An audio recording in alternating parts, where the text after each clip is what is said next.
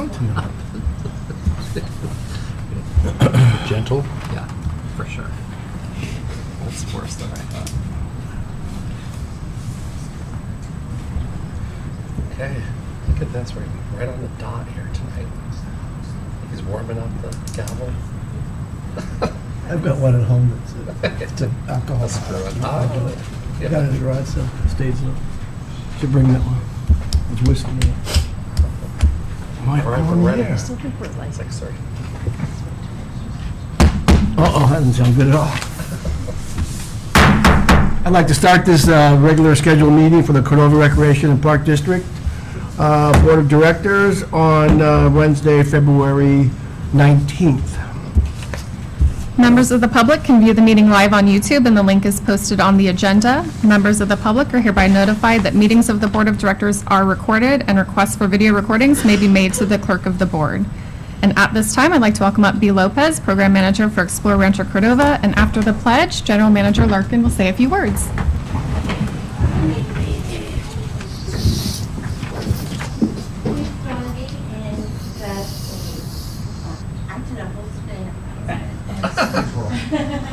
I pledge allegiance to the flag of the United States of America and to the republic for which it stands, one nation, under God, indivisible, with liberty and justice for all. Don't go anywhere. Stand at that podium right Okay, there. you can stand at the podium because we have to wait for you to do, you can go on the other side if you'd like. No. Or you can come right up here. Come right up here. We got an open seat. You want me to come up here? Stay right here, and I'm gonna serenade you with my There we go. introduction.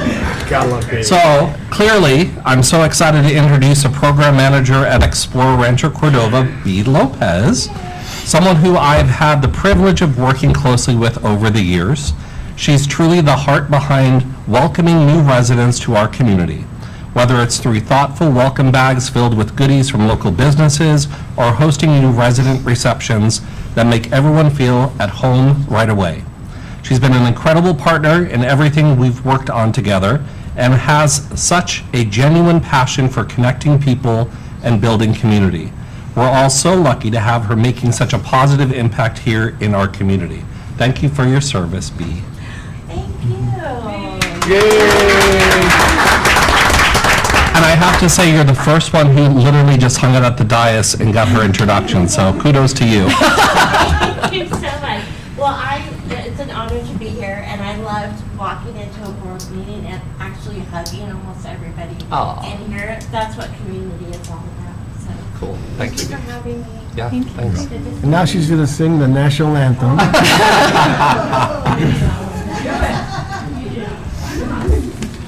Thank you, V. you. Thank you.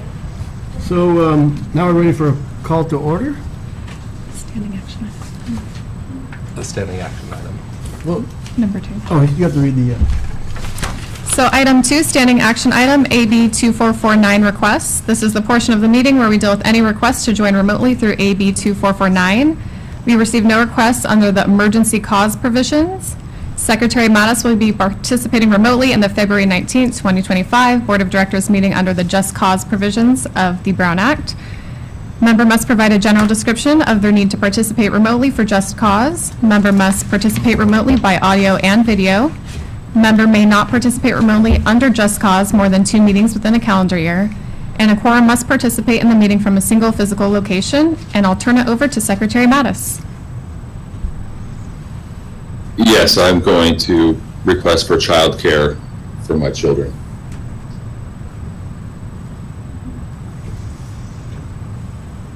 Okay. Do they need to approve it? No. We can move to roll call. Roll call. okay, roll call. Director Danzel? Aye. Director Yearwood? Aye. Secretary Mattis? Aye. Vice Chair Langen? Aye. Chair Sloan? Aye. Brings us to B on our agenda here.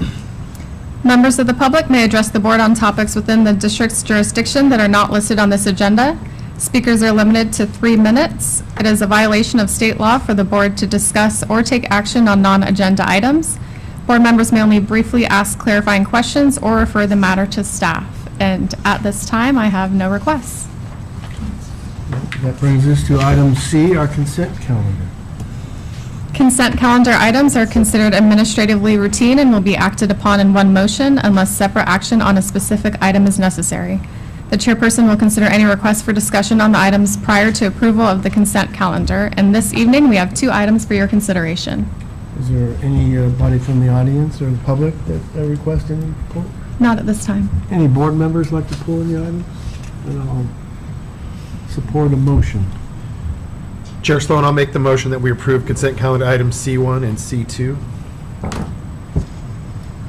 Second. I have a motion by Director Yearwood and a second by Vice Chair Langdon. Roll call vote. Director Danzel? Aye. Director Yearwood? Aye. Secretary Mattis? Aye. Vice Chair Langen? Aye. Chair Sloan? Aye. This brings us to D, presentations. Item D1, presentation of grant award from the Junior Tennis Fund Sacramento, and I'd like to welcome up Recreation Supervisor Nina Steiner.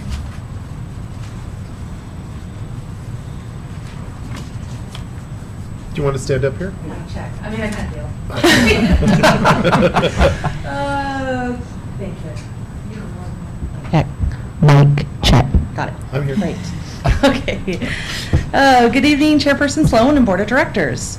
The Junior Tennis Fund of Sacramento is a collective giving organization that supports tennis programs for underserved children in the greater Sacramento area, including Sacramento, El Dorado, Placer, Yolo counties, and parts of San Joaquin and Solano counties. Some special contributions include each year they give grants to recreation and park districts to enable tennis clinics for first-time players and underserved youth. And they also give $1,000 grants to area high schools, 12 so far, which allows them to update their equipment, rackets, balls, teaching tools, etc. Since 2020, CRPD has received a cumulative grant funding total of $9,100. This funding has enabled CRPD to provide a total of 26 week-long tennis sessions, benefiting around 200 kids. And in addition to the free lessons, or they pay a small fee for that, they also get to walk away with the racket. So it's been great.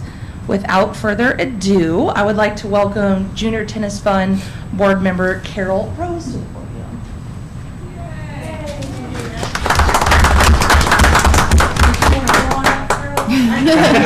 No, I'm good from right here. I am Carol Rose. I've been here before, but I don't know if I've seen all of you. I know there's been an election since the last time I was here, so we might have some new members. But Junior Tennis Fund has been in business 10 years, almost. Well, it has been 10 years actually. And you're one of our stellar recreation and park districts. Thank you. I wanted to mention, you may or may not know this, that last summer, with your help, we put on an academy for tennis over at, Nina, help me with White Rock. Thank you. And it was kind of exclusive, so there were only 8 players, and they actually tried out for it, which was a little more exclusive than we usually do. But it was wonderful. We had a great coach. It was KJ Song. I don't know if you remember him or not, but he was one of your coaches. I don't think he's doing that anymore. But it was really a good academy. It went all through the month of July. It was a little hot out there, and the kids complained about it a little bit, but they learned a lot. So it was really a good program, we thought. And I wanted to mention, and as Nina said, we also give money, $1,000 a pop, to high schools. So I want to ask you, because we're always looking for schools that might need our help, if you have a high school that you know of. Now, we give to Cordova. We've already done that. I believe that's the only one out in this area. So if you're aware that a school has a tennis program and obviously could use some help, because the football team is the one that gets most of the money, and basketball. But let me know, because we'd be more than willing to help them. And we also collect rackets from players that either have gotten tired of that racket or they don't play it anymore. Some of them have gone off to pickleball. I don't know what their problem is, but whatever. So we collect rackets, we look them over, we refurbish them or string them if they need to be strung, we put new grips on them, and we give those to the programs. So the kids obviously have good rackets. They're not just the junior types. So with that, I would like us to all get together up in front and take a picture. And that will be for us and maybe for you. And I appreciate you letting me speak to you tonight.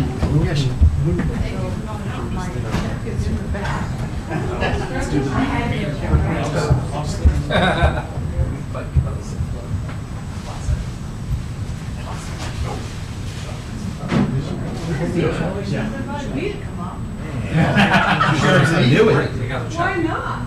We got to check. We didn't have to be in every picture. I thought pretty much off the brain centers. Right over here, we'll balance it out. Let's scoot in. Yes, we do. She's the greatest photographer. Is the logo okay? It is. Actually, Nina, if I can have you come to this side, we'll be more balanced. Thank you. All right, ready? 1, 2, 3. All right, there's about 10, so we're good. Thank you so much, girl. That's an old Wilson racket. The sweet spot. Bringing that thing. It's not about the size of the tennis ball. I just use that because they got bigger and bigger and bigger, and then they got lighter and lighter and lighter. They're wooden. No, it's wood plastic. Wood flag labor. Check from somewhere? It would not. I had to go inside. I was not happy about that. We'll get contacted.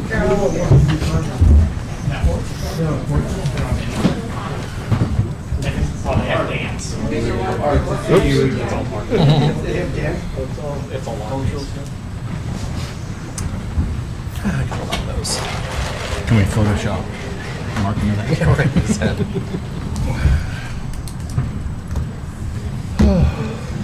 Uh-oh. Oh, we should have had a monitor in the background with Mattis, Secretary Mattis there. We're gonna work our magic and see if we Oh, can we're get a gonna- floating head or something. I'm gonna do that. Okay, well, let's move on. Right. So, thank you very much for that presentation, and the check is nice. So, next that takes us to our committee reports, which I see we have none. And on E, we have public hearings, and we have none.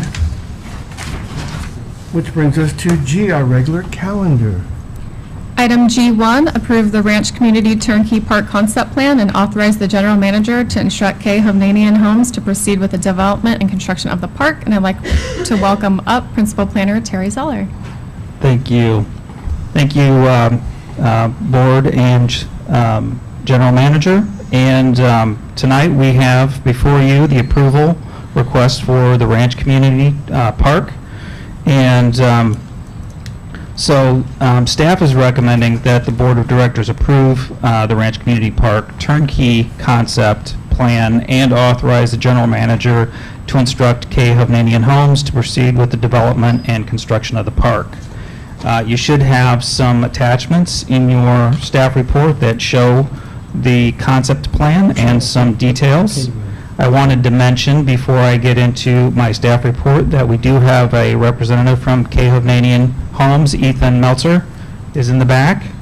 And we also have 2 representatives from MTW, the design firm, Peter Larimer and Lynn Gang. So if I am not able to answer any questions, we do have a bunch of folks that can answer for you tonight. So a little bit of background.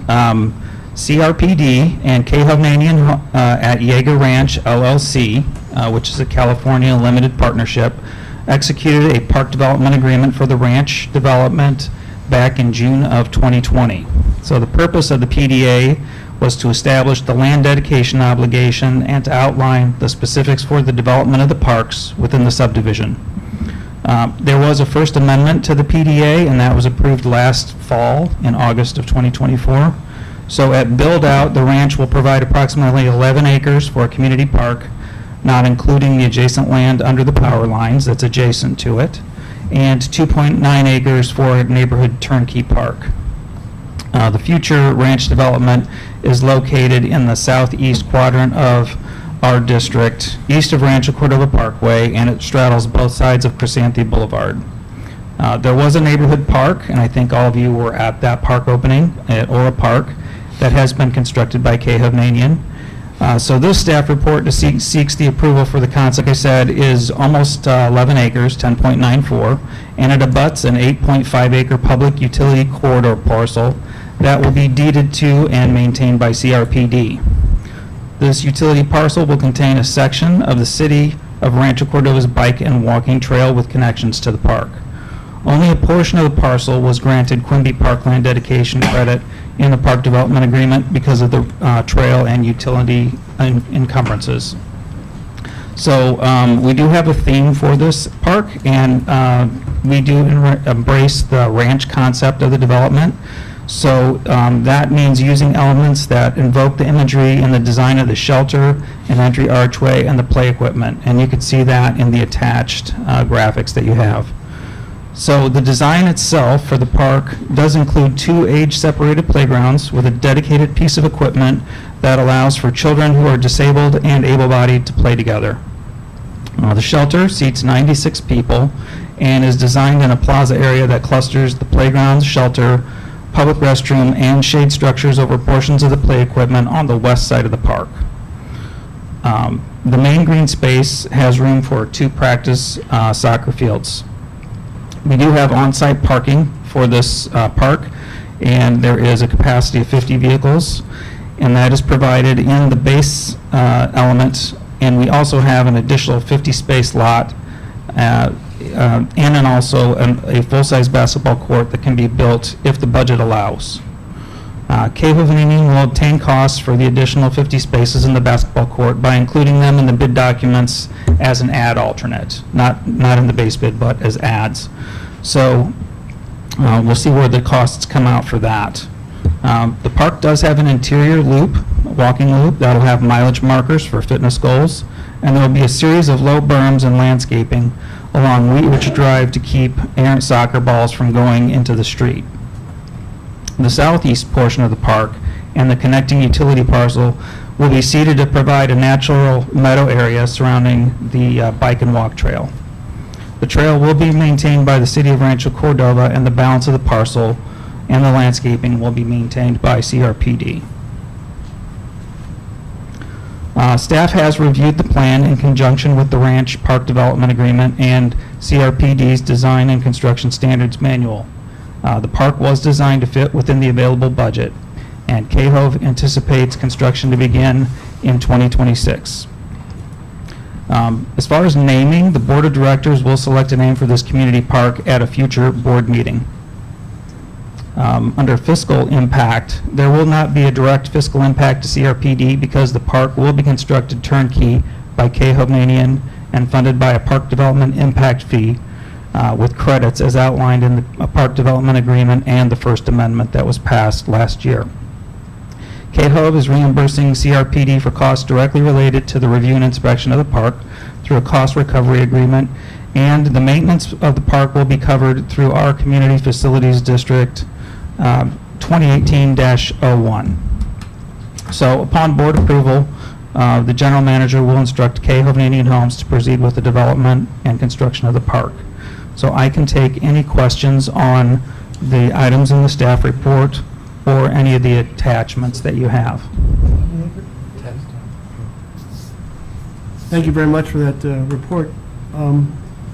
Should I ask the audience or just everyone? Any questions from the audience? Not at this time. Not at this time. Any directors? Director Dancel? Chair Sloan. I only have one question. Is there any fencing anywhere in this park right now, or conceivably could be in the future? I know there's that split rail, which is kind of that wood-looking one, right?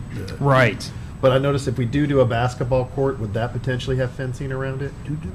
It's pretty far from the road, so I believe that the basketball court itself would be designed with fencing to keep the balls in. But as far as other fencing, we're not looking at providing specific like chain link or barrier fencing, except in the areas where we are between the playground and the parking area. We're looking at doing some low fencing to keep the kids from running straight into the parking lot. Yeah, I just was hoping, chain link fencing is probably my least favorite thing for us to use. So if it has to be, if fencing happens to go around anything, I would hope it'd be something of a higher standard than just chain link.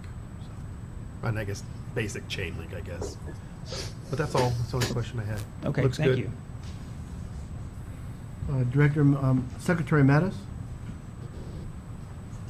No, the only question I have, so with the elements with the park, what we see here is what the plan is, correct? This won't change, because I really like the barn look for the picnic area, and I definitely like the elements with the farm animals and the tractors and everything else. But it's, you know, obviously once you guys start going out to bidding, who would cover the cost if it's going to cost more, so we can keep these designs?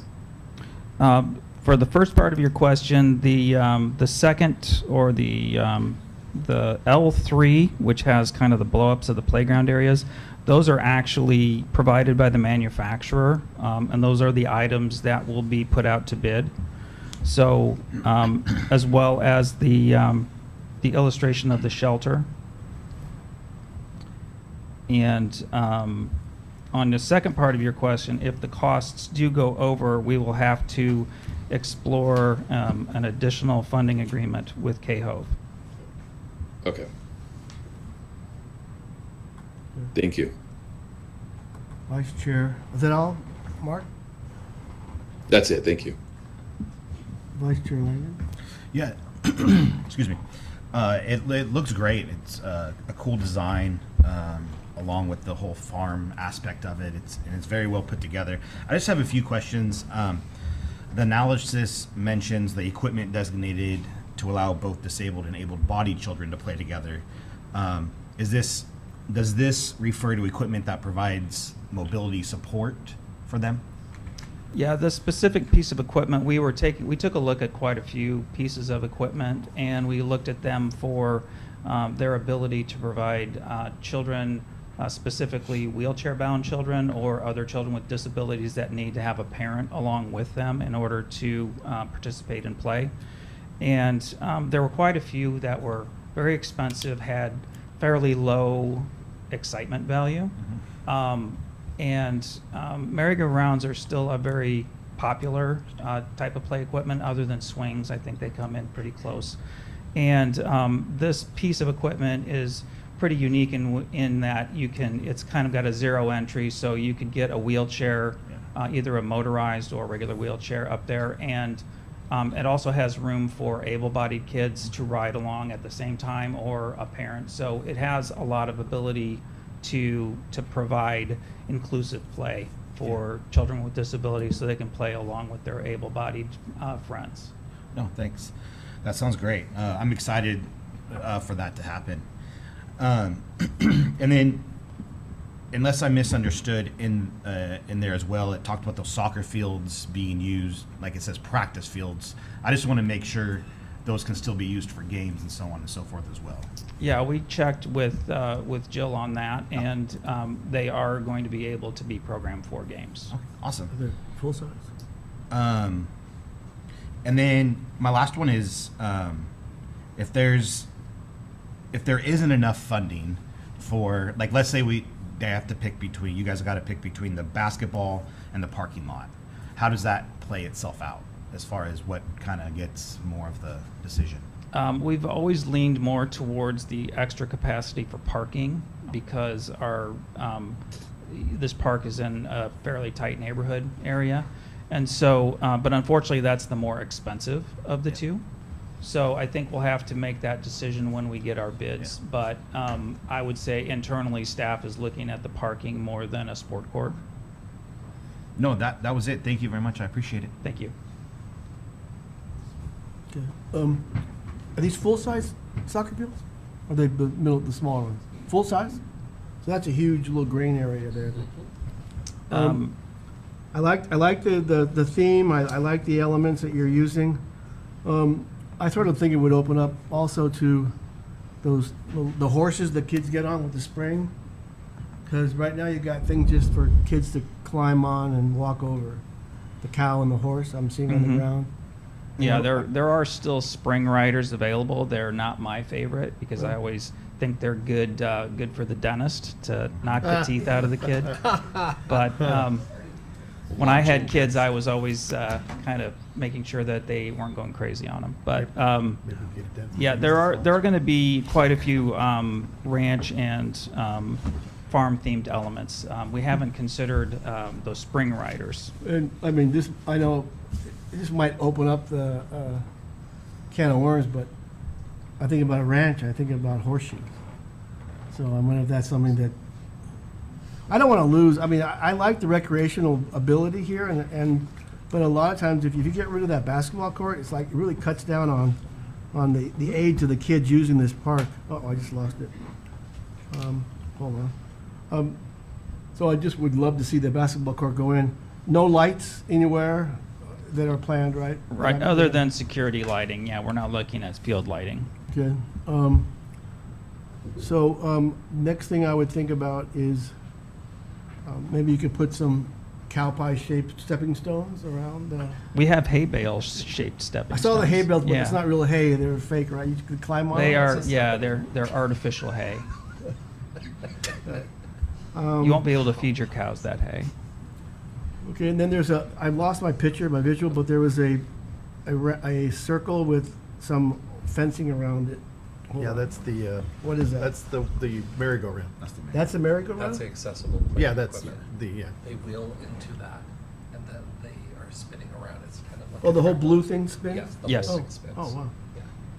Cool. That's kind of cool. I like is that a John Deere tractor? Do we get some Non-branded. publicity? I don't believe we are going to brand that tractor. Well, I think the coloring, if you talk to David Sander, It's a John council Doerr. member, he'll know It's that's going to be a not John Doerr. What, Yeah. what's the, is that what it is? No. James It's a Deere. conceptual, Yeah, so. James they might need to Deere. change it There you for- go. Red and black, I think would be a good color. Trademark. No, I like the idea, and I think that kids are going to like it too. Just try to. I just hope we get the funding for that basketball court. Thank you very much. Thank I you. love the swings too. Anything else? Any other questions? Great. So we're voting on this? Yes.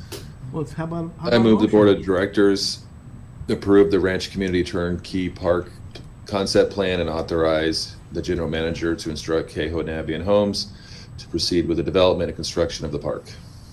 A motion by Director Mattis, Second. second by Director Danzel. We'll call vote. Director Danzel? Aye. Director Yearwood? Aye. Secretary Mattis? Aye. He said aye. Okay. Aye. Vice Chair Langen? Aye. Chair Sloan? Aye. Great, thank you. Thank you, guys. And that takes us to, where are we, L? Item G2. G2? What? G2? G2. Top. Oh, way up there. Oh, G2 now. Item G2, authorize the general manager to sign a permanent maintenance agreement and temporary construction easement with the city of Rancho Cordova across APNs 056-0230-017 and 056-0230-018 Hagen Community Park. And I'll welcome up Park Planning and Development Manager Laura Taylor. Good evening, Chair Sloan and members of the board.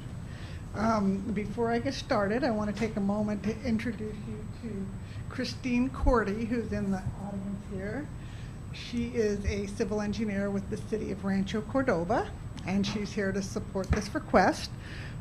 She is also the project manager for the city's Chase Drive American River Parkway Connection Project. So last spring, the city of Rancho Cordova City Council approved a construction contract to complete this project. The city's project consists of a multi-use path along Chase Drive between the Chase Coloma Plaza and the spur trail connecting to the American River Parkway. In your packet, you have a diagram called Attachment 1 that shows the project area map, as well as a few more details about the project itself. So Phase 1 was constructed last year on the Cordova High School property. And Phase 2 is a trail that will be constructed of concrete between Lancer Lane and the driveway entrance into Hagan Community Center parking lot. It will also have 3 pedestrian lights that will be installed in the same segment. The lights will be connected to a city-owned electrical system of lights that are in Phase 1. The pedestrian lights will be maintained by the city. An asphalt trail will be installed also between the driveway entrance to Soilborne Farms and the American River Parkway Trail east of Peterson Fields. And CRPD will maintain the trail sections. The city anticipates the construction of Phase 2 to happen this summer. The city's aware of 2 major events we have in the park and has required their contractor to schedule their work to have no impact on these 2 events.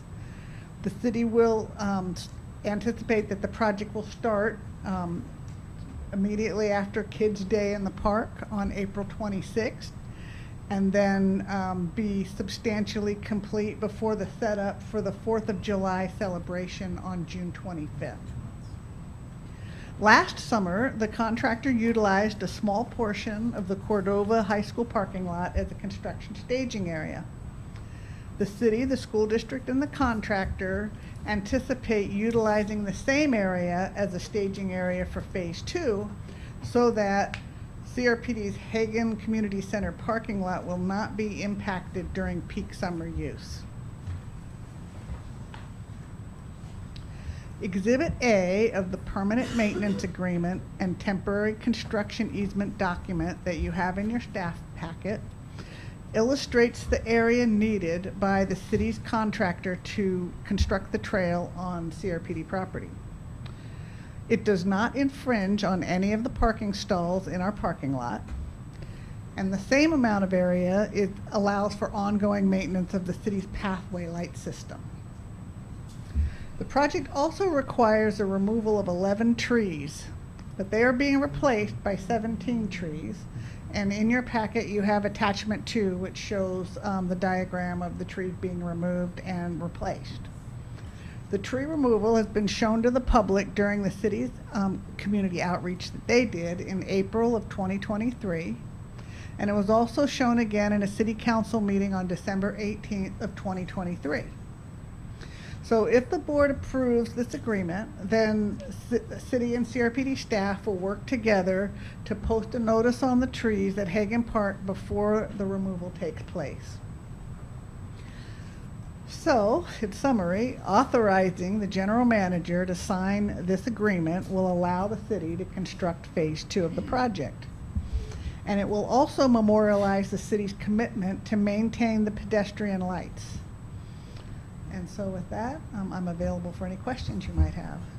Thank you, Laura. Are there any questions from the audience? Public? There are not at this time. No. Director Danzel, do you have any I questions? do. Field House at Peterson is the old snack bar. Is that going away? Is that?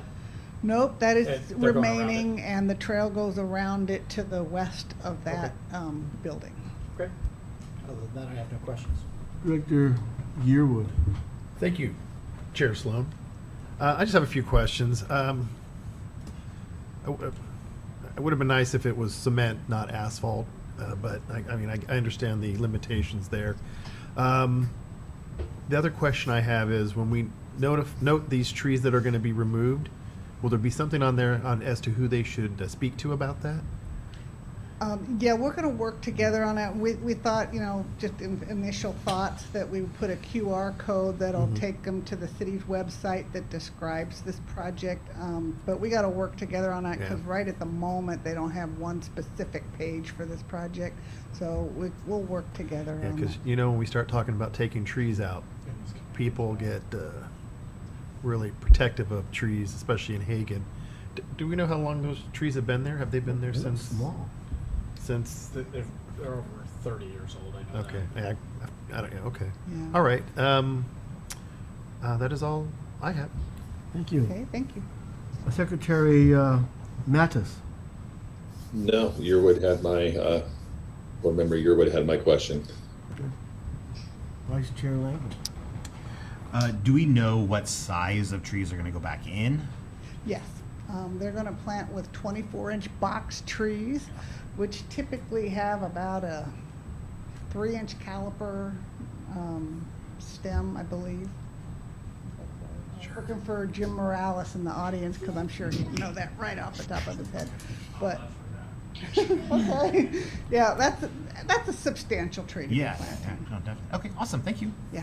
So what are the trees we're removing? Are they heritage oaks or what are No, they are sycamores. Sycamores. And, wait a minute, hang on. Liquid ambar, styrosiflua, okay?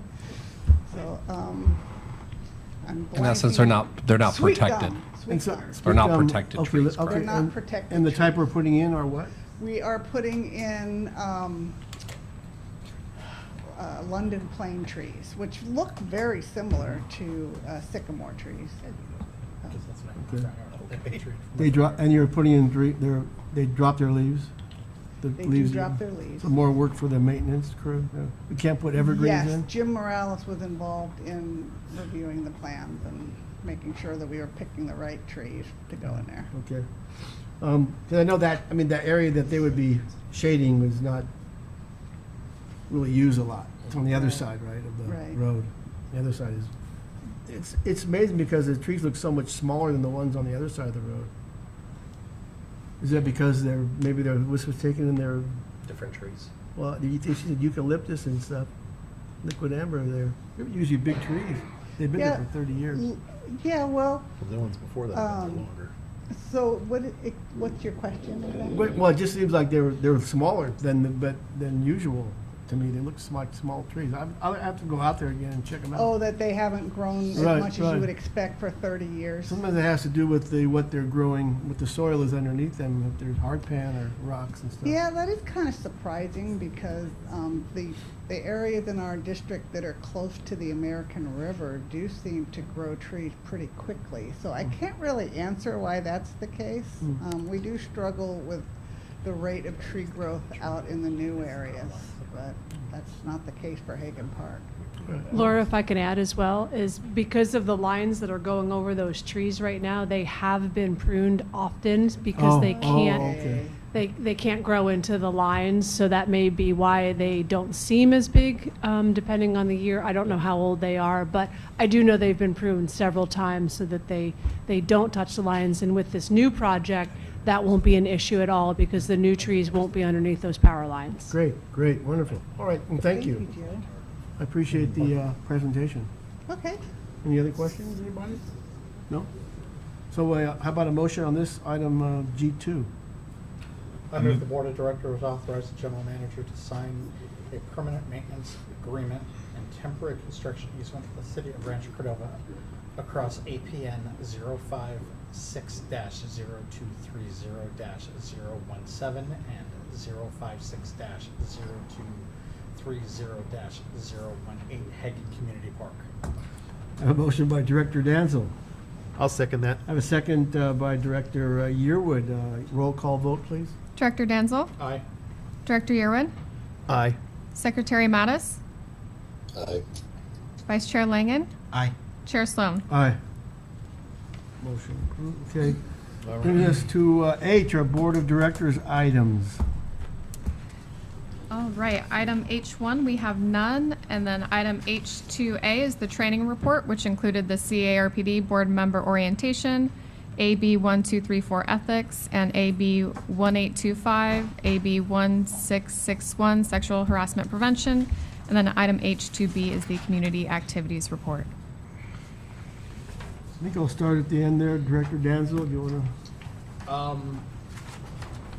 Ms. Golden actually just went over everything that is on my list for this for this time, so it makes it real easy. I completed my ethics training, AB 1234, sexual harassment prevention training, all those numbers there, and then I did attend the CARPD board member orientation on January 29th. As the president of CARPD, I felt it was important that I needed to be there, but it was also nice to hear some of the information again. I've been on the board for a few years, And I like going and I like to hear some of the questions that some new board members always have.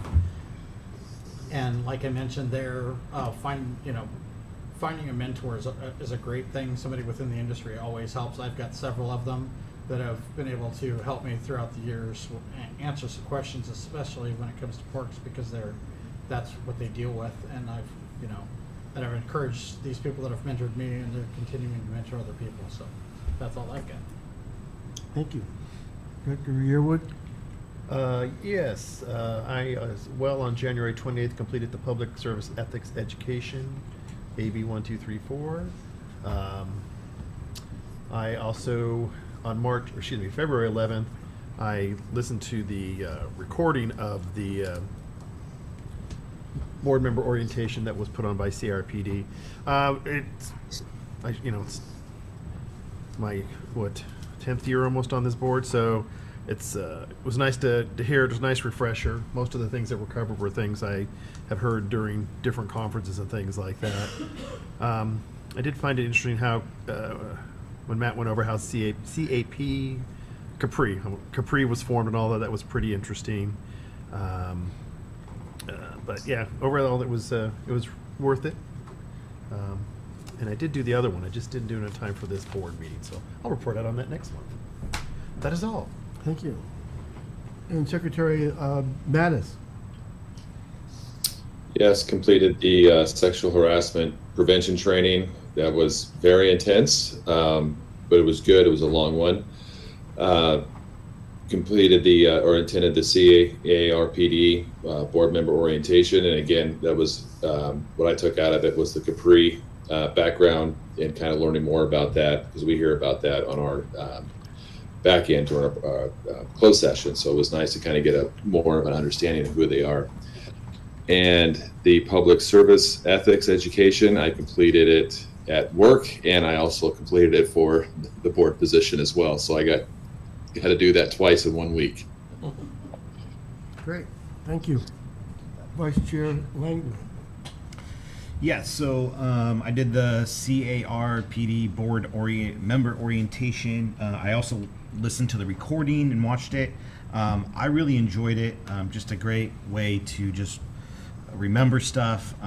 One key takeaway I had personally, something that just kind of has stuck with me, is the general manager has the wheel, the board is active and engaged passengers. And so just a good analogy just to remember how we work as a team, all of us. And so, yeah, that was a great time. I then had the Rosemont Community Association meeting February 6th. Just got to, it was the first one back live since COVID in person, and so just a great time to see everyone, meet everyone in person. It was awesome. And so just got to share a little bit about what we got going on here. And then the ethics education, AB 1234, just kind of like the board member orientation, just a great opportunity just to be reminded of all the good stuff and the seriousness of what we're doing. And then the sexual harassment on February 9th, that training, as Secretary Mattis said, it was pretty intense, but it was always a good thing just to have those reminders. Thank you. That brings it to me. On January 21st, I attended the It Takes a Lincoln Village community meeting, and also last night I attended their meeting, so it's kind of interesting. I attended two before our next board meeting. But anyway, the one thing that they keep bringing up to the table is to have a celebration, like a birthday celebration of Lincoln Village in Lincoln Village Park, but they're trying to figure out when that community was born, and we still have not come up with an answer yet. So if anybody has any ideas how to look back to figure out whether is it the first house that's sold that makes it into Lincoln Village, or is it when the park was dedicated, I think, which was like 1969 or something. So that's one thing that I'm trying to bring back to the table for them. I also attended the new board orientation by the CRPD, and it's always it's nice to listen to information that when you run for an office, you think you can change the world and create a whole new democracy, and you realize that you're in a democracy and you have to follow rules, and it's important that we know the rules we're following, and that's what the whole thing is about. Is what Director or Vice Chair Langdon says is how to work as a team, how to better your district by working as a team, and so that no one steps out of bounds, which could harm the district's progress. Next one was the sexual harassment. I first started taking that in 2008, and it changes every time I do it. It seems like there's always more issues to be aware of. So it's always nice to be refreshed on how to just commingle in the same environment with coworkers, whether it's in here or at a park or wherever we go. We have to be, conscious of what we say, do, whatever, so that we're in our best behavior, so that we don't get in trouble. And that's what it comes down to. Is you got to be nice. So. The next thing was the Rancho Cordova Athletic Association. They hold their meetings once a month on the first Tuesday, and they didn't have one in January, but they had their first in February. And what they're going to bring, what the Park District they've asked for is an optimized planning question and answer period. So I heard that on March 4th we are going to bring some people to their meeting and go over the optimized plan, and they're going to have all these questions, and they'll be answered. And hopefully, because they had the link, and a lot of them have already viewed the 400 pages, and have lots of questions. So that's pretty important. And I also did the ethics, but I'll report on it next time. But I spent 4 hours on that ethics, so I'm ethical.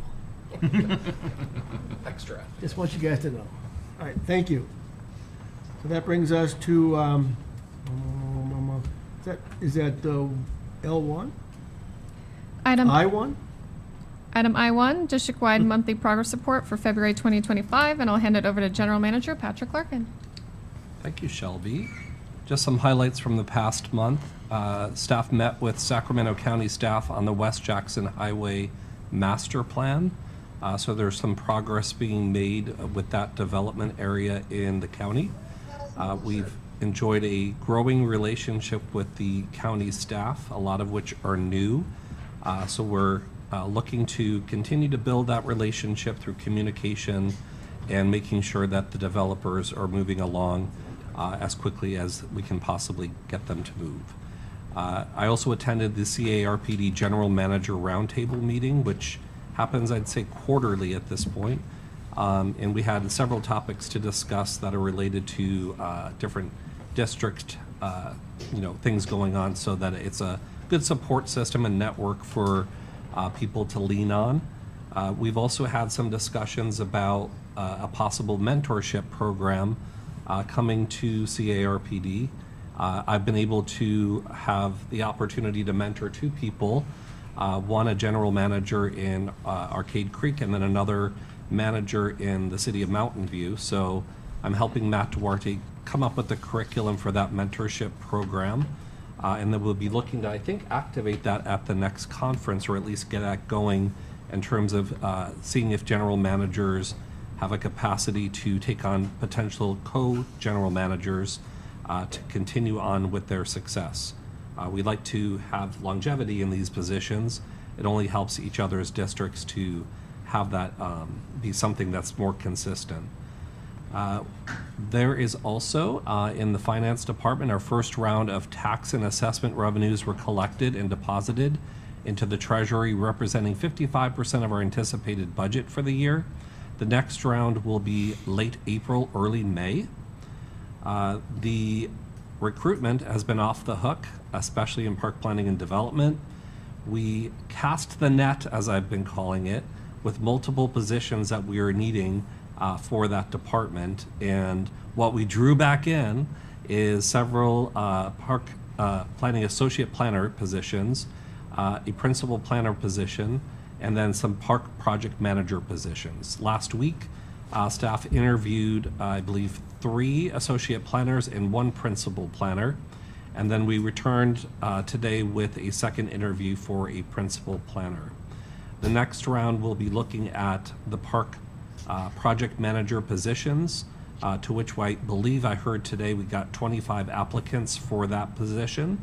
And we're narrowing it down to most likely 5 or 6 candidates to interview for that. We're really excited and really need the help in this department. And so I feel like our strategy this time may have worked, thanks to our new fish program and my analogies that were driving the staff crazy. So thank you for that. Cast the net. All right, so we are, as you saw earlier this evening, the naming policy is going to be under consideration in the next policy committee. So we're going to look to pend the naming of the park that we went through today for conceptual with the ranch, and offer some suggestions of how we can maybe get some more suggestions with a community base versus a staff and a developer base, giving the board some more opportunities and suggestions for future parks being named. We do have a gap of opportunity in order for us to do that, and so we're going to take advantage of that opportunity at this point. On Saturday, January 25th, CRPD staff, Andrew Saltmarsh, attended the Eagle Scout Court of Honor, a formal ceremony that recognizes scouts who have achieved the prestigious rank of Eagle Scout. The event celebrated the accomplishments of BSA Troop 281, including Gregory Rubio and Chase Serenio. Wow, that's funny. Gregory led the installation of the Tuskegee Airmen interpretive signs at the Veterans Park, while Chase spearheaded this creation of a new little free library at Prospect Hill Park. These projects have made meaningful contributions to the CRPD parks, and CRPD commends these scouts for their dedication and positive impact on their local community.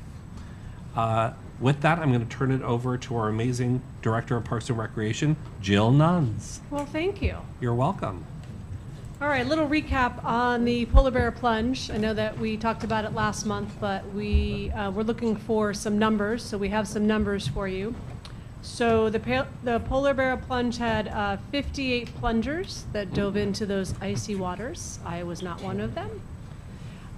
We raised a little over $3,400, and that was basically, you can see from your report, some went to the Blue Marlins, the Cordettes, and then to our foundation. So a big thanks to Good Day Sacramento for coming out. It's always fun to have them out blasting our polar bear plunge to the Sacramento community. Also to the Rancho Cordova Kiwanis Club for cooking up some yummy breakfast. And then, of course, the biggest thanks goes to our staff as well as the Cordova Recreation and Parks Foundation, because without them, obviously, we wouldn't be able to put on this event. So another great year for the polar bear plunge, but I'm still not plunging next year because Chase got sick this year. And see, it's about getting sick. Chase got sick this year. Right. All right, the golf course. If you have not had a chance to go out to the golf course and meet our new golf course manager, Doug Dixon, he has started and has hit the ground running. So we're super excited for Doug to be out there to assist the amazing crew that's already at the golf course. So we look forward to him bringing his innovative approach and futuristic vision to our course. So if you get a chance, head out to the golf course and say hi to Doug. Park Services is always busy, a ton of projects, staff trainings. They also are able to hire two new full-time members, Bradley Madison and Mark Cater, both of which had been part-time employees for us, which is amazing. So we're super excited that we're able to continue to grow in Park Services, and then when we have those openings, if we have an opportunity to hire from within, we certainly do. So excited for those two staff members, and they're doing an excellent job already. So happy for them. In recreation, obviously busy as always in recreation. I want to highlight the youth teen programs and sports. Youth street hockey is booming as always. We've got about 50 participants in the youth street hockey program. So we're excited about that. And then as we wrapped up a very, very successful 2024 in youth sports, we had 630 young participants over 7 seasons of league programming, which is amazing. So we offered anything from street hockey to peewee soccer, girls youth volleyball, the NFL flag football program, as well as the junior NBA basketball. So we were able to provide, again, 630 young participants, a variety of opportunities. So big thanks to Nina and her staff for continuing to offer some of those amazing programs right there at Mather, as well as throughout our district. In the teen programs, I don't know if you had an opportunity to see where the Teen Adventure Group went this past month, but they went surfing. I mean, how cool is that, to be able to go surfing? I mean, this is amazing. I'm super jealous. So on January 11th, they went down to Santa Cruz. Obviously a little cold, a little windy, but they were successful, and most of the kids were able to get up and stand up on the surfboard and take a wave in, I guess is what it called. I don't know. I'm from New York. We didn't have waves like that. Ride. But Ride. whatever. Hang Ride. loose. Yeah, You ride a whatever. wave in. Whatever it is. Catch the wave and ride This it. New York girl doesn't know. But anyways, super proud of that tag group. Again, big kudos to Matt and our new program coordinator, Riley, for putting that together. That is just amazing. Super cool. I can't wait to see what's next. So, also at the Hagen Community Barn, Matt and his staff held a little appreciation dinner for all the volunteers that help out with the Hagen Community Barn. It seems like it's a small barn and it doesn't seem like a lot of work needs to go into it, but that is not true. There's a ton of work that not only our staff put into that barn, but a ton of volunteers to make sure that all of the animals and the chickens and everything gets clean, gets fed, they get fed, all of that. So I appreciate the staff taking some time to recognize those volunteers, and a huge thank you to all of them. The aquatics team, I know it's only January and February, but man, they are busy preparing for the season coming up. So Nicole and Colin they are doing a ton of trainings, which is good, right? We want our staff to be trained. So I'm looking forward to the season. Really, it's already started. We have our lifeguards are out there with the Cordova High School because they reserve and rent our pool for their swim team. And then the Blue Marlins and Cordettes are not far behind. Then we have spring lessons. And then, of course, Memorial Day is when we open the pool to the public for the open swim. Board of Directors, a special event invitation. You can see that on page 47, there are 4 events. You can read over those. I won't read those for you. If you have any questions, I can answer them. If not, thank you. And that concludes my report. I have a question on one of the photographs that shows I think it's a girl in Virtual reality. virtual reality glasses. What was she seeing there? So I don't know, but I would assume that there might be some training involved with those virtual glasses to be able to, I don't know if you've been to the eye doctor lately where you have the glasses and it has the spots in like around you and you're supposed to be able to see the spots. I would assume that those glasses are probably the same thing where they may be training to be able to spot somebody who may be drowning or spot somebody that might be down at the bottom of the pool. And so it's probably just another tool to help them have a more visual awareness of what's going on in the pool or surrounding the pool. That's what I would assume. We would have to ask Nicole exactly what they're seeing through that, but it's got to be that training device that's going to help them kind of see not just what's in front of them, but what's around them as well. Cool. That's cool. Yeah. Well, thank you. I have to say the pictures this month are exceptionally good. So it's always nice to see a visual of what we're doing. So thank you to the staff for pulling together these reports and making sure that we're seeing instead of just reading what we're reporting on. So really well done by the staff. Thank you. And I just wanted to see, has anybody mentioned the new trash cans that were delivered to Prospect Hill and the Gold River Park? Because I got a lot of good comments on those. That's great. I'm glad to hear that. We will report out on that next month. They were probably literally just installed in the last week or two. Thank you for pointing that out. But yes, we do have the new 3-bin system that has been installed at Prospect Hill Park. And so we will report out and show photos of that at the next board meeting. I'm glad you're enjoying them. Thank you, Jill. Which brings us to J1? No, yeah, J1? Item J1 is our articles, correspondence, and public outreach. This month, we have 3 articles, 1 letter, and 2 newsletters. And then item J2 is our CRPD calendar for February and March. Okay. Everybody see the calendar? See the invites? And now I'm going, oh, J2? Okay, I'm going to announce we're going to be adjourning to a closed session, so. So this evening, we have 2 items for closed session. Item K1, liability claim pursuant to California Code Section 54956.9. Claimant Yulia Loba, I hope I'm pronouncing that correctly. Agency claimed against Cordova Recreation and Park District. Item K2, in accordance with Government Code Section 54956.9 AD4, the board will meet in closed session to confer with or receive advice from its legal counsel regarding pending litigation, specifically that based on existing facts and circumstances, the board is deciding whether to initiate litigation. Thank you. So at this time, I'd like to adjourn to closed session, and the time is 7:32.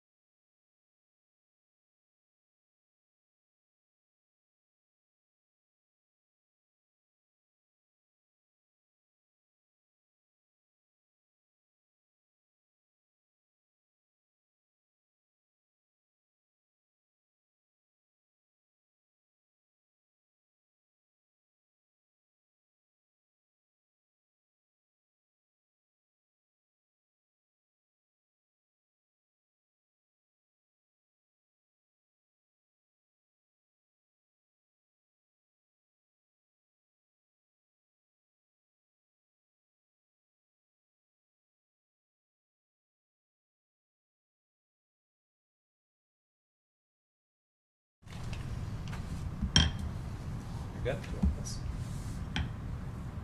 we recording? Go. This is the Cordova Rec Park District Board Director reconvening after closed session. The time is 8:30, and I am to report out of our decisions in closed session. As regarding to K1, the board of unanimously voted to approve the claim by Ms. Laboda. As according to K2, the board took action in closed session to authorize district council to proceed with litigation regarding the defective construction project at Larchmont Community Park Tennis Courts. That is the action that's been taken. Hold on, adjourn. Now I'd like to take this time to adjourn this meeting until our next regularly scheduled meeting on March 19th. Thank you. Great, you're welcome. Meetings across the county just adjourned for no reason. And then I do have some signature items. Yeah. Lucky. For you. Oh, I thought I was out of it.